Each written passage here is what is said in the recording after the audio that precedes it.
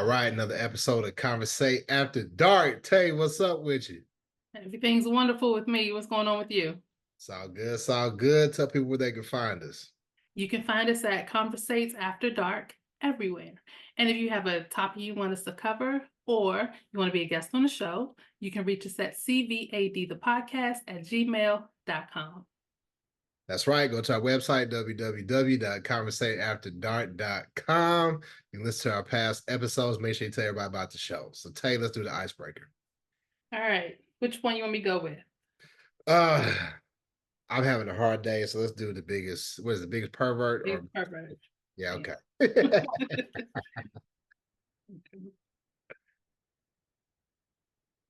Oh gosh. Okay. I don't know. This might be kind of whack, but we'll see. Okay. Have you ever lost an inanimate object inside of someone? No, no, never done that. But I will say this. Somebody I used to be with had a friend who couldn't get things right down below. Like she was having, in order to, the smell just wasn't right. No matter what she was doing, she couldn't get it right. So she went to, OB, and they did an exam. And what they found out was she had a tampon that was in there for months. And when they pulled it out, it was all kind of, everything, everything. I just put it like that. Everything on there. And they found out that's why she was having that smell. So is that something that happens frequently, or is that somebody that's kind of like not up on their shit? I don't think it happens frequently, but it happens enough where I've heard of it happening to a couple different people. Not people I know, but I've heard the stories of I know somebody who, you know, but I don't think it's a frequent thing. And this is like a real story too. You know what I'm saying? Yeah. It's Yeah. kind of like, okay, yeah. And and this person isn't unclean or anything like that. I mean, I just think sometimes stuff happens, but you know. Danielle, what's up? They already talked about it in the chat. Danielle said, "What's up?" Carver says, "I've heard of it, but not that long." Yeah, it's yeah. So it was a mess. You ever had anything lost up inside you, say? The only thing was condom that came off and didn't come back out with the person who was wearing it, but it wasn't up there long enough for me to forget about it. Like I just worked and worked till I got it to come out. Was So the condom too big? I don't know. I have no idea. Because it's happened at least twice with two different people. So Somebody inbox asked conversation and said that means you got the snappy nappy. whatever. You got the snappy nappy. You take it. So Hmm. talking to my Oh, home. wait a minute. Before you move on, I just thought about something. I had a coworker who told me about a friend of his who had a cucumber.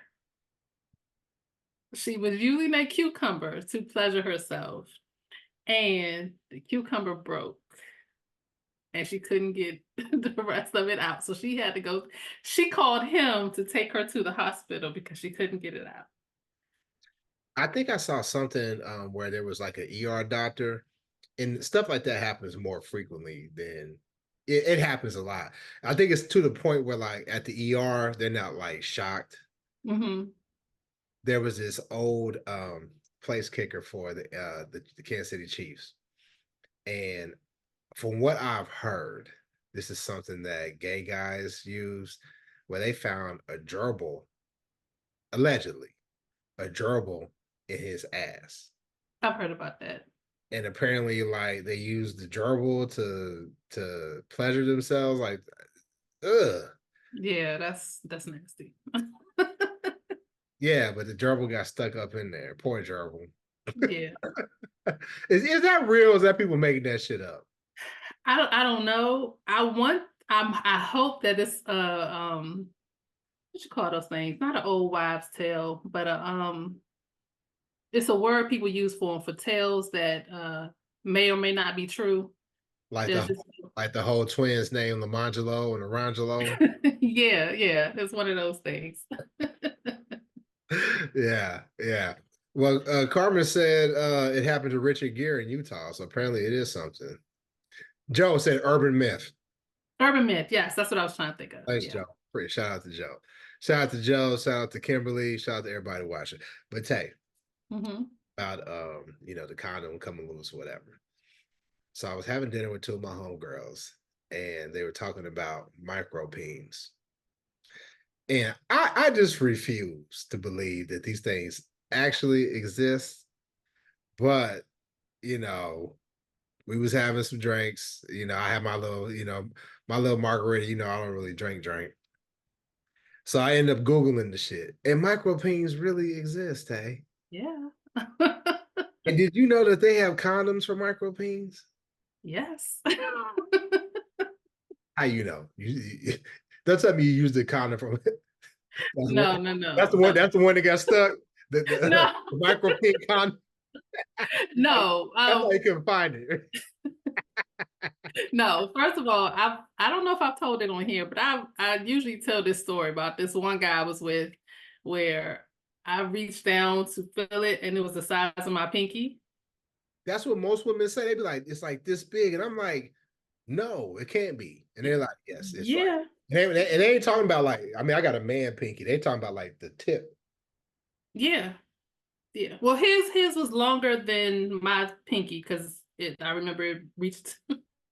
This is graphic. It reached past my fist, but it was as thin, maybe thinner than my pinky. But I remember, and I was a teenager. I should not have been watching this show, but I was watching an episode of Real Sex years and years and years ago, and they had an episode on size, and it was this white man on there who was talking about how he had a micro, and so he said he became a great oral person because he knew he couldn't offer anything else. These motherfuckers be having kids too. Say that again. They be having kids too. Oh, yeah. Yeah. I remember my cousin told me one time. My cousin was a gangster, and he said him and his boy, his homeboy named Pimp Tony, went to go rob this guy, right? And Pimp Tony had like a little deuce deuce. So when they went to rob him, Pimp Tony pulled the pistol on him. He said, "Little guns hurt too." So I guess the same applies to micro peens. And sad thing about it, there's nothing you can do about that. That's just the cards the guy gave you.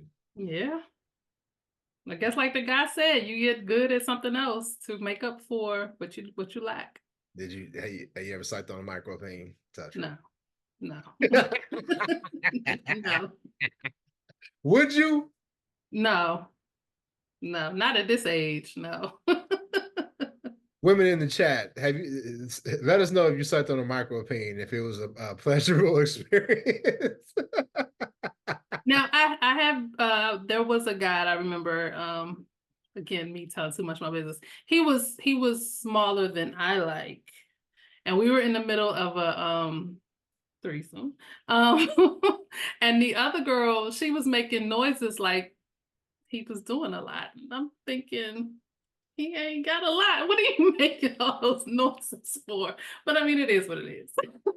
Well, she's what we call a nice woman, and she's probably giving courtesy moans, Tay. You know, maybe Okay. try that. Nice women give courtesy moans. I'm not nice. Okay. Okay, so let me ask you this: Have you? Mhm. Okay, you don't give courtesy moans, but have you ever been a little bit extra to kind of like get him going? Like it wasn't like it was bad, but it wasn't like it ain't all that, motherfucker. I have amped up the noises to try to get somebody to finish early. Yes. And I'm saying Because this that'll as, do it. Because that'll do it too. yeah.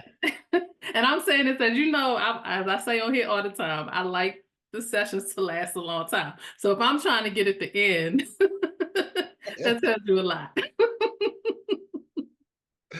That's funny. That's funny. So, we kind of talking about exes and like, you doing the session.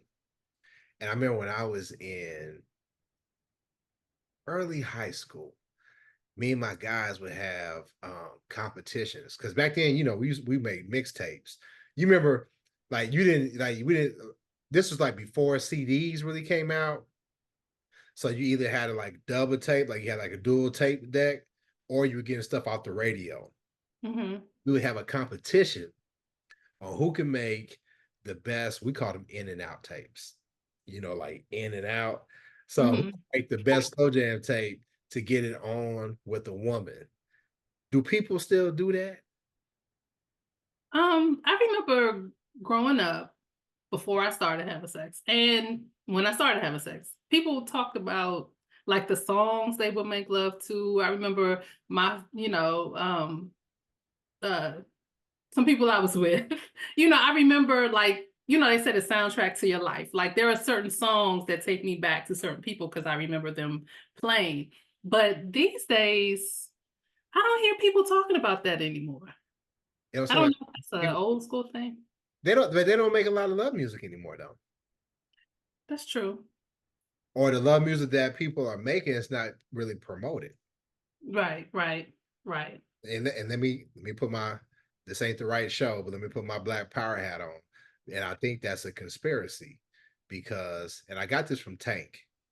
Tank, the R&B singer, was on Drink Mhm. Champs, and he said something. They were drunk. I don't know if you ever watched Drink Champs, but like they go for like 2 or 3 hours, and by the end of the show, they drunk as hell. I think they kind of like dialed it back a little bit, like Nori dialed back getting drunk because he was a terrible host. He'd interrupt people and just throw them off on tangents. But Tank talked about this, and he said, "Our love is revolutionary. When black men and women are loving one another, nothing can stop us." So that's why they promote more of the dysfunctional, like the Sexy Reds, I Hate My Baby Dad, and the NWAs calling women bees and hoes and all that other type of shit. And they downplay the love music. So I think it's by design. I agree. Um, I can't say I disagree with that. I mean, I'm a conspiracy theorist, so if you can make something sound logical to me, I'll go with it. Because all they got to do is not promote it, and that's well, let's not put the money behind it. Because like think about it, where the hell did Sexy Red really come from? How did she really just blow up like this? Like her type of music back in the day would be relegated to the strip clubs. Now you got little girls, and she's like number one on these award shows and all that type of shit. That's by design. Yeah, it is.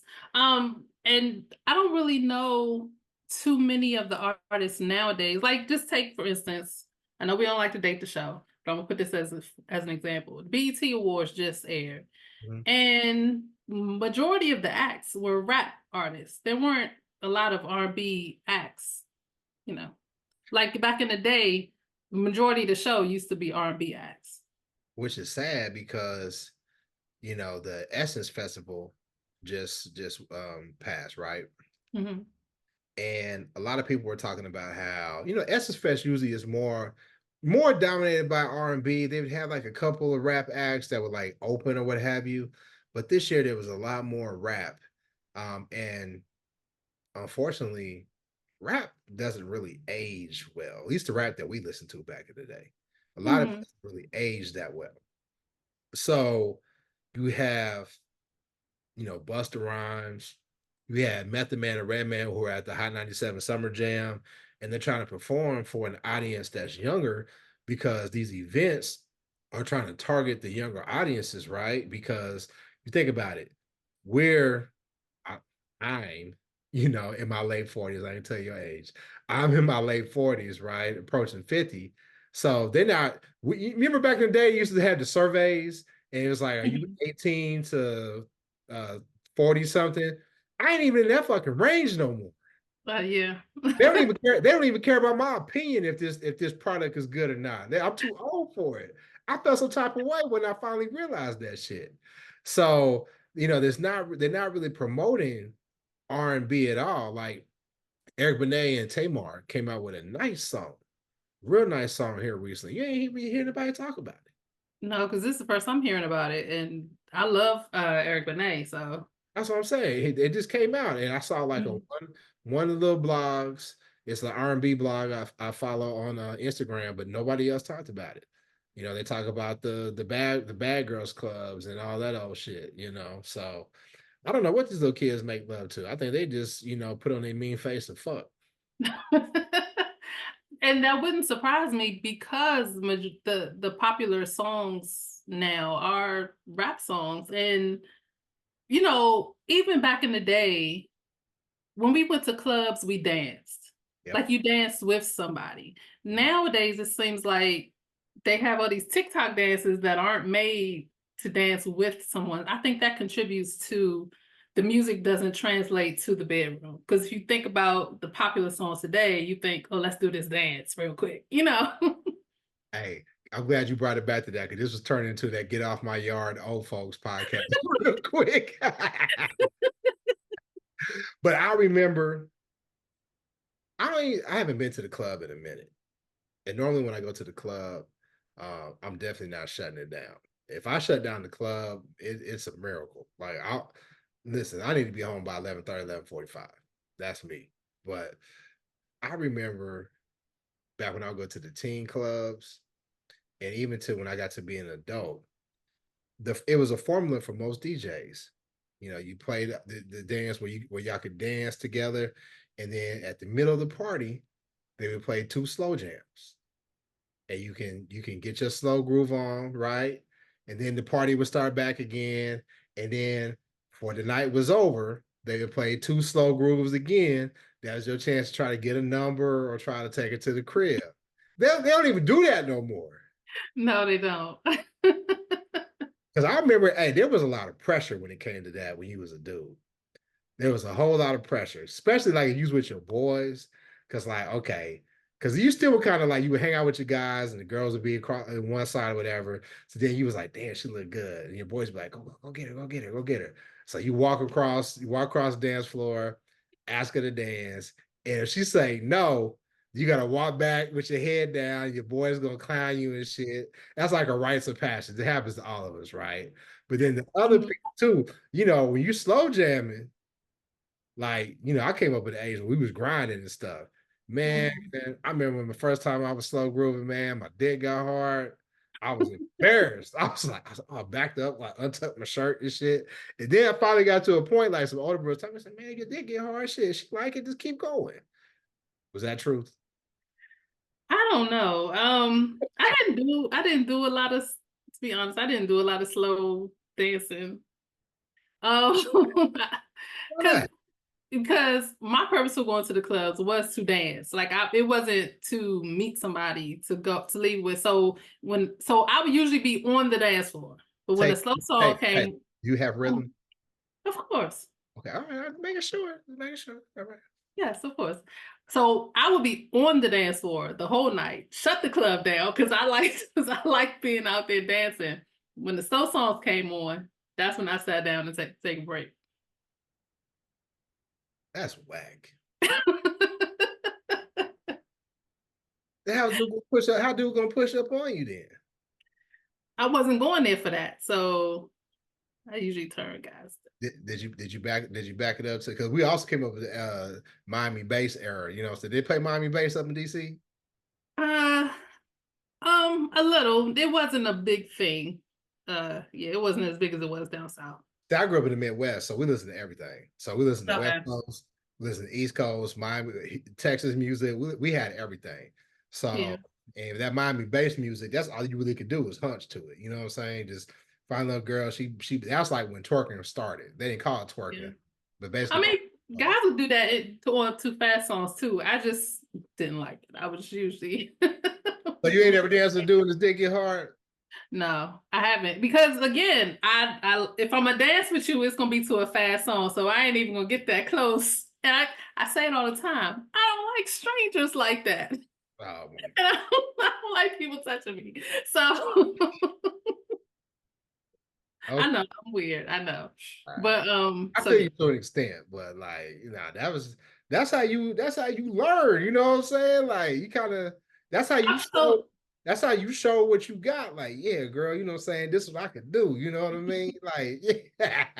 I've slow danced with guys that I was dating or, maybe friends with benefit situations, but those were situations that were already, established. So it wasn't like this guy's getting hard for no reason, off a slow song.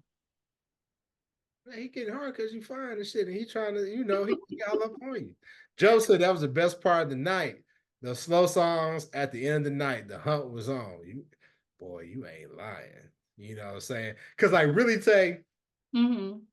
y'all been watching all night, right? So like if you a dude, you see you at the club. Mm-hmm. So when the slow songs come on, you know they about what, club closed at 2 o'clock. Is that what Most time it part. closed in DC? Yeah. So around 1:30, 1:30, 1:40, they're gonna start playing the slow grooves. So if you was smart, you was kind of peeping it out, right? You was like, all right, who look like they're gonna be with it, you know? And then you go get that girl because might want to try, say, hey, you want to go to the Waffle House, you know what I'm saying? You want to go to IHOP, and then you can go from there, right? You know the song. What is it? What does it say?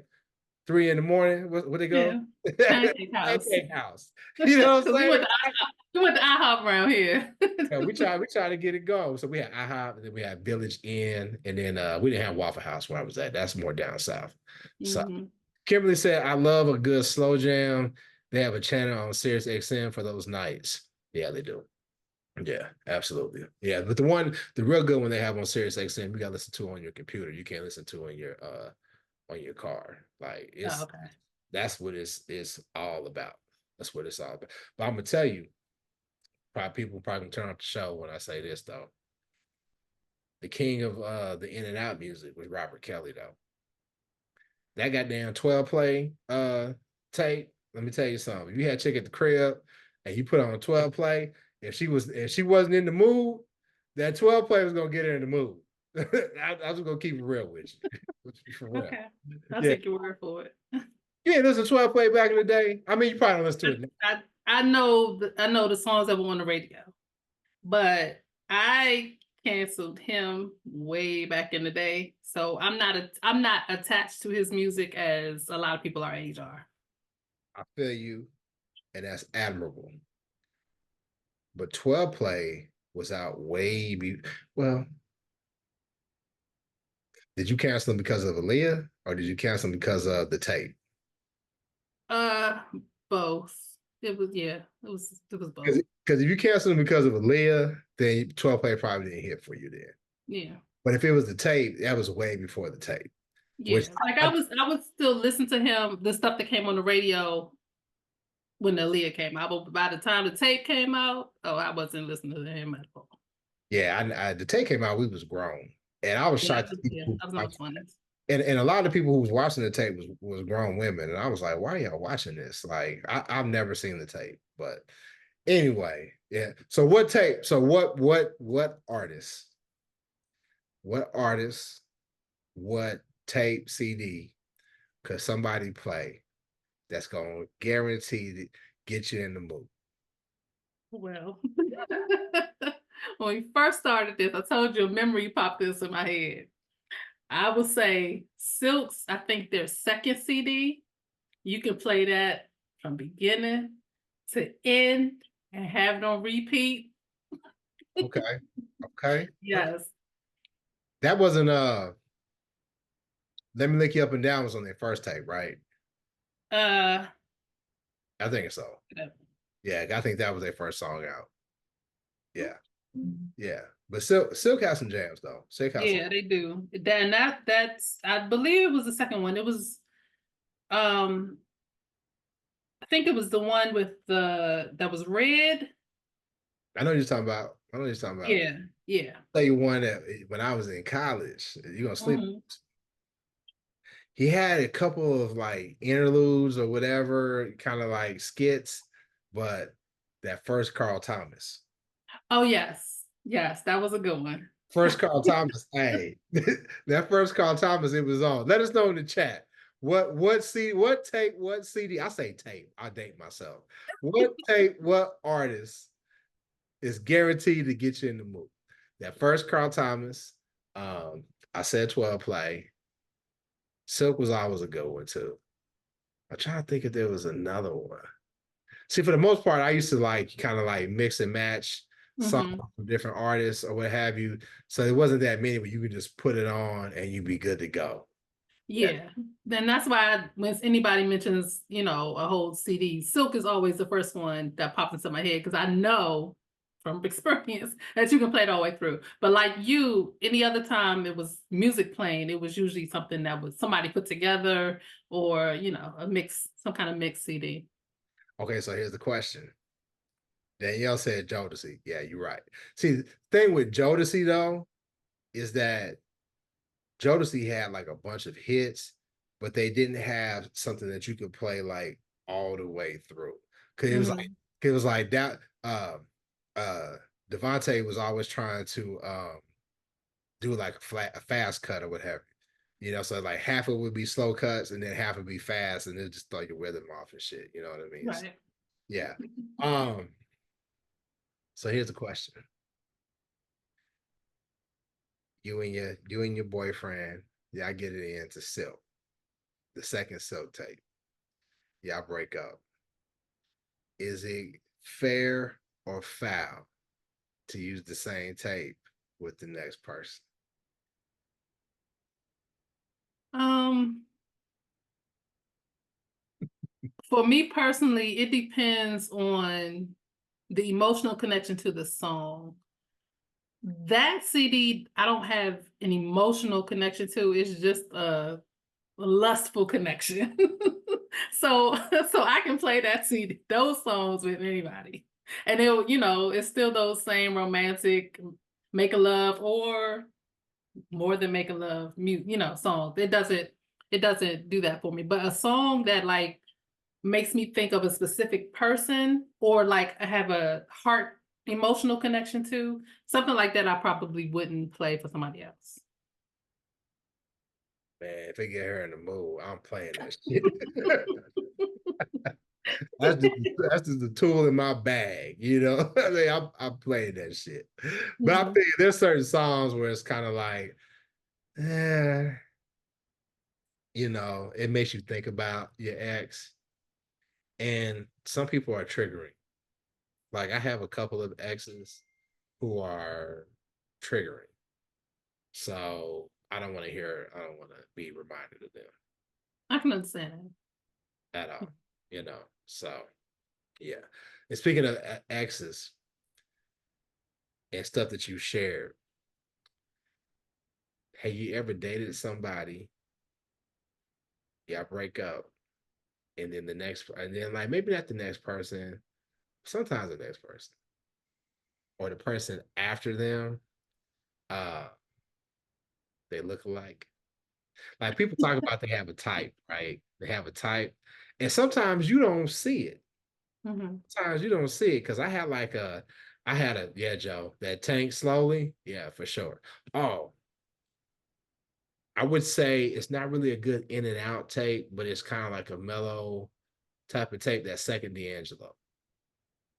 Yeah, yeah. Not really like lustful type of shit, but like it's mellow enough for It's that. groovy.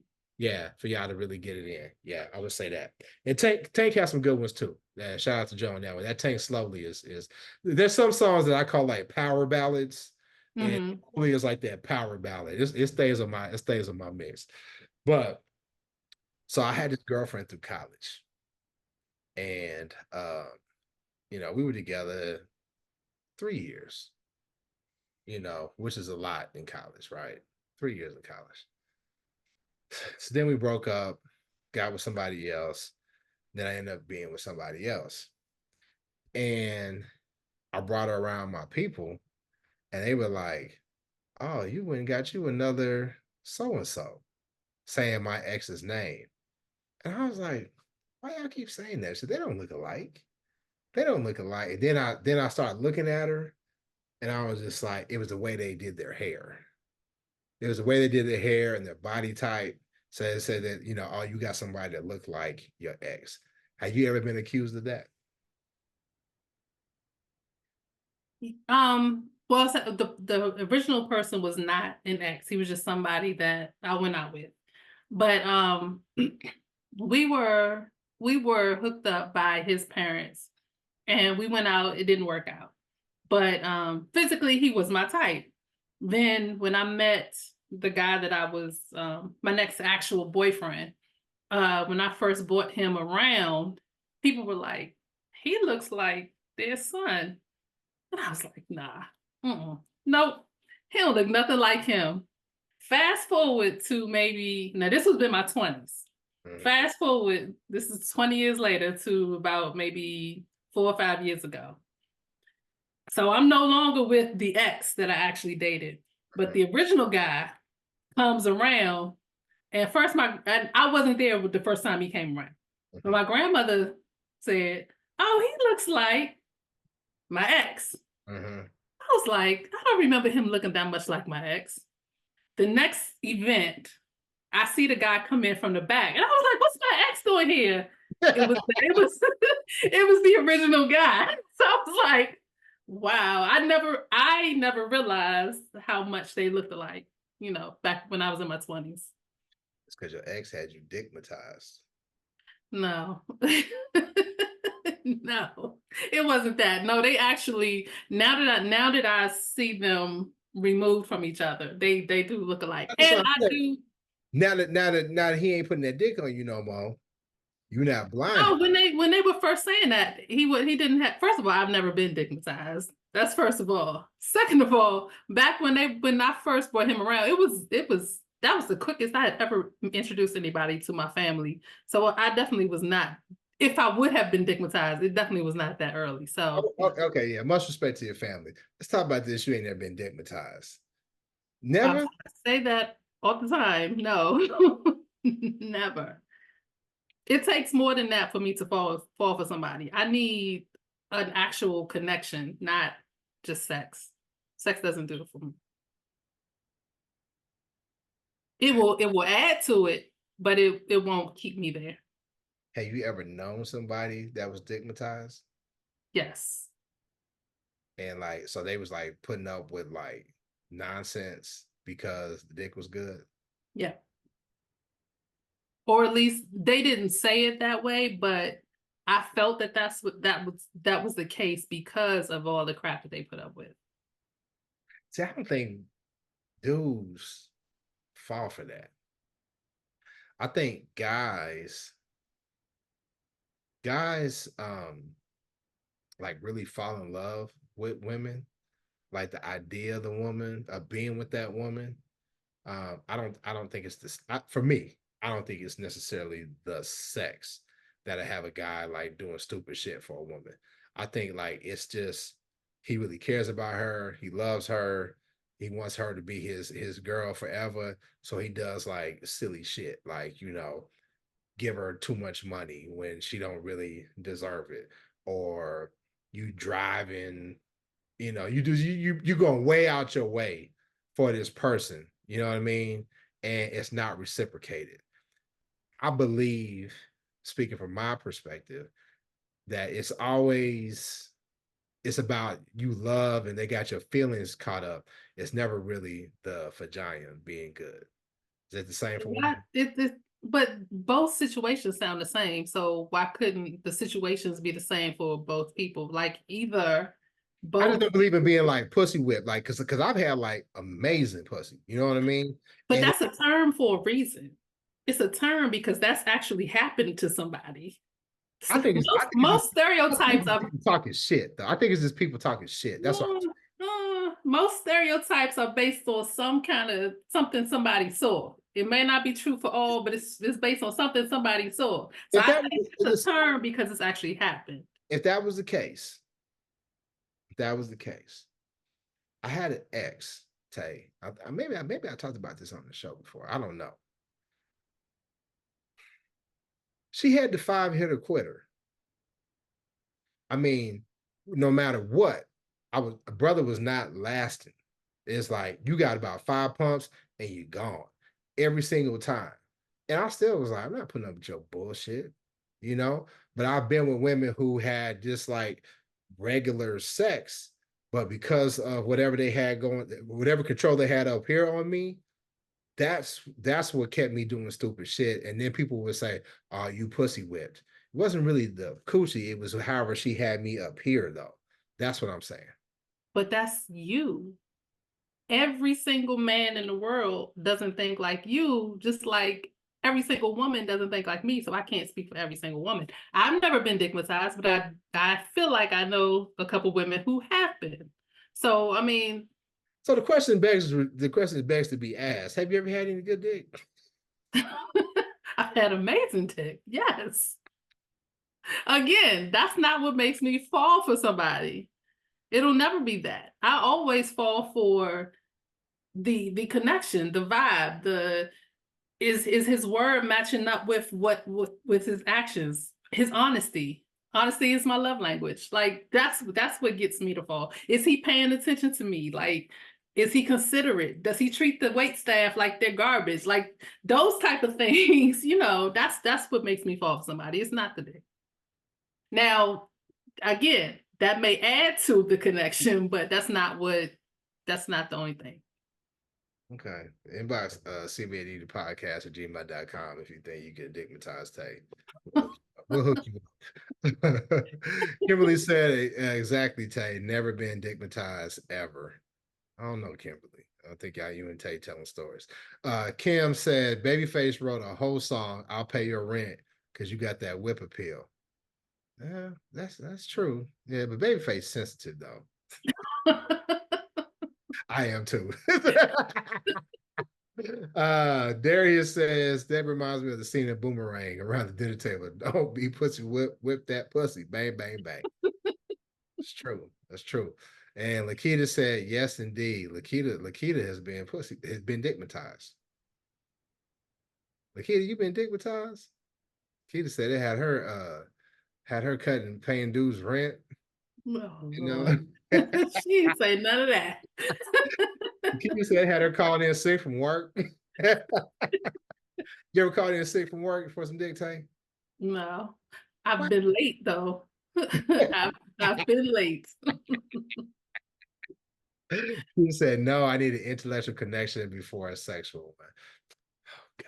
I feel like some shit y'all women say like comes in like a Ebony or a Jet magazine, you know what I'm saying? That y'all say, no, I need an intellectual connection, or no, I don't believe in casual sex, and oh, I got a latex allergy, so put it in raw. I think y'all all say the same shit. No, we don't all say the same thing because I don't need an emotional connection before the sexual connection. I'm just saying that the sex is not what causes me to connect with somebody. He just says sapiosexual. Okay. I'd rather okay, we going long. Darius said me and Marv calling Cap. Exactly, Darius. Yeah, they full of shit. So let me ask you this before we end the show. Hmm. And I got the question for the end of the show. What would you prefer? Okay. Sapiosexual, meaning somebody that has to be turned on intellectually to have sex, right? You agree with that definition? Hmm. Okay. Or a demisexual, meaning somebody who has to like have like a deep connection, like the boyfriend girlfriend experience, in order to have sex with somebody. Which would you rather date?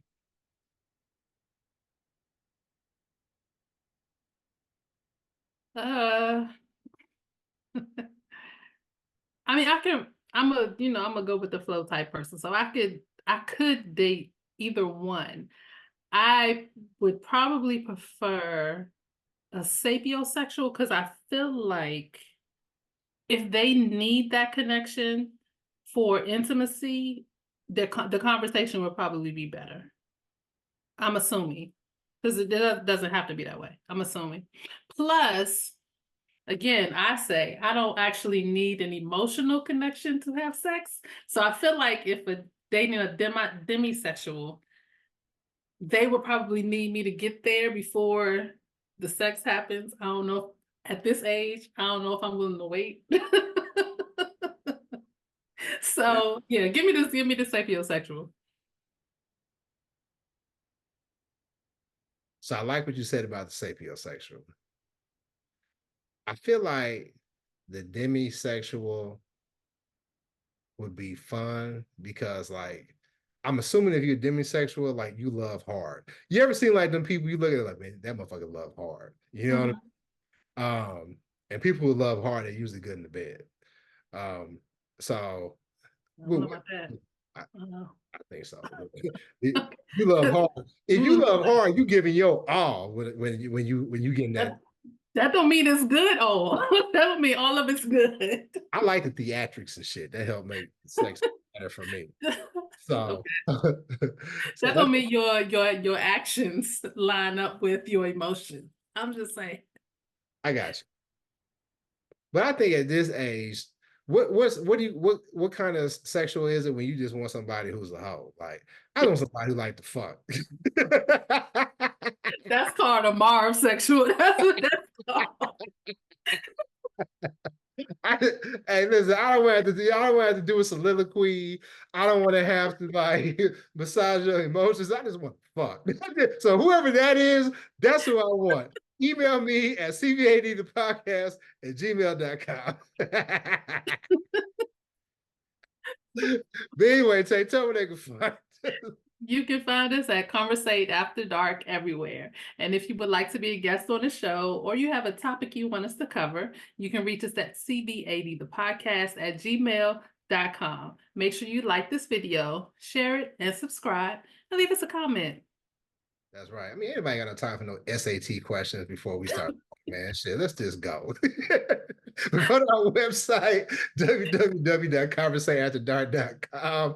Listen to our past episodes. We'll have the next time, please. I tickled myself with that one. I see. Bye. All right, see y'all later.